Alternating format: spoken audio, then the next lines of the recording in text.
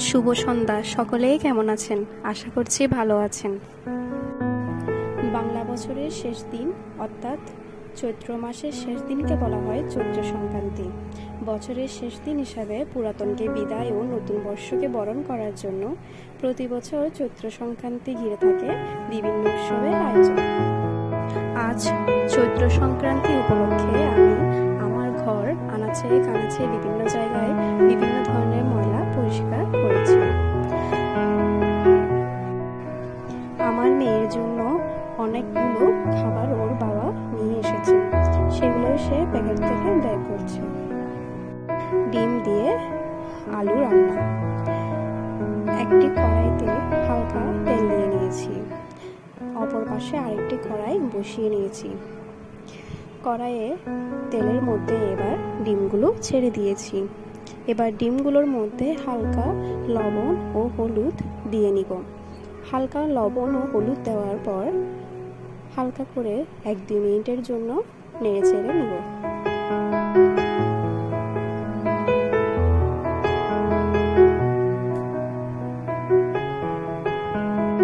দেখতেই পাচ্ছেন ডিমগুলো ভাজার পর হালকা বাদামি বর্ণের হয়ে এসেছে।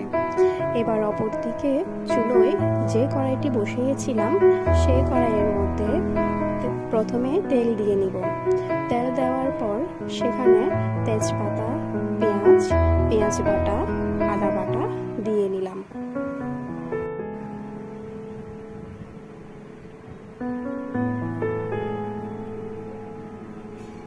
যে আলুগুলো আমি সিদ্ধ করে রেখেছিলাম সেই আলুগুলোই আমি হালকা হাত দিয়ে ভেঙে নিলাম। এবার একটি কড়াইতে তেল দিয়ে সেখানে হলুদ লবণ দিয়ে আলুগুলো হালকা ভেজে নিলাম।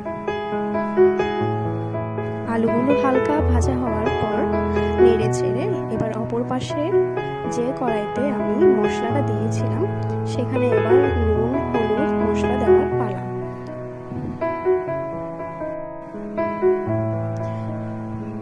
এবার নুন হলুদ মশলা দেওয়ার আমি আগে থেকে কেটে রাখা কিছু টমেটো কুচি এবার দিয়ে দিলাম।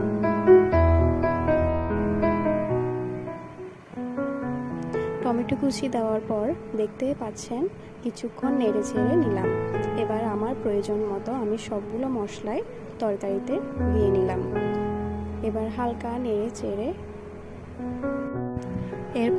নেড়ে চেড়ে নিব যাতে সবগুলোই মশলা ভালোভাবে মিশে যায় এবং খুব ভালোভাবে মশলাটা খেতে ভালো লাগে।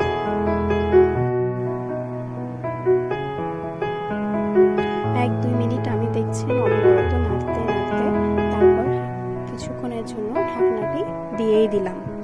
ঢাকনা এবার দেওয়ার পর এরপর আমি ঢাকনাটা উঠিয়ে নিলাম। ঢাকনা উঠানোর পর 1-2 মিনিট আমি নেড়ে নিলাম।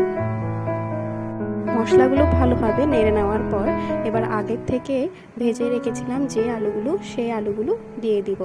এবার আলুগুলো মশলার সাথে ভালো করে নেড়ে চেড়ে মশলার সাথে যাতে ভালোভাবে সংমিশ্রণ হয় হালকা করে নেড়ে নিলাম।